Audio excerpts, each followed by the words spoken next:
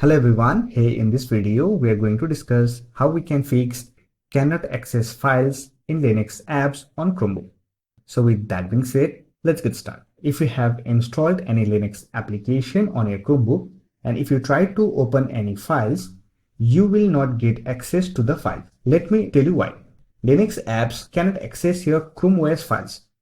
In order to get access to your Chrome OS files, you have to move those files to the Linux container. Let me show you how you can do that.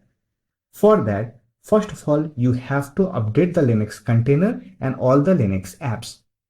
To do so, simply open the terminal application, click on Penguin option to get the terminal interface, and here simply run this command sudo apt update.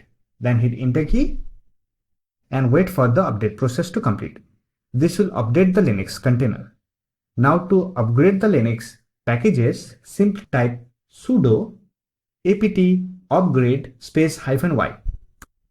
This will update all the Linux packages you have installed on a Chromebook. Once done, simply close the terminal.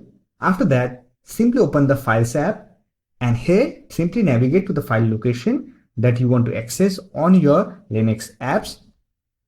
You can simply copy or cut the files to the Linux files folder. Let me copy it. Then click on Linux files folder and here simply paste the file. Now Linux application can easily access this Linux files folder. Now when you try to open the file using the Linux application, you can easily do so. Let me show you. Click on Files app, then click on Open and here you will get the access as you can see here. However, if you don't want to move the file to the Linux files folder, then you can share that file. For that, again navigate to the files location, right click on the file, then click on Open With, and here you will find the supported application. Simply select the Linux application and it will open in your Linux application. So that's it. This is how you can fix the issue. I hope this video was helpful to you. If you found this video helpful, give it a like and subscribe to the channel for more videos like this. Bye for now. See you next video.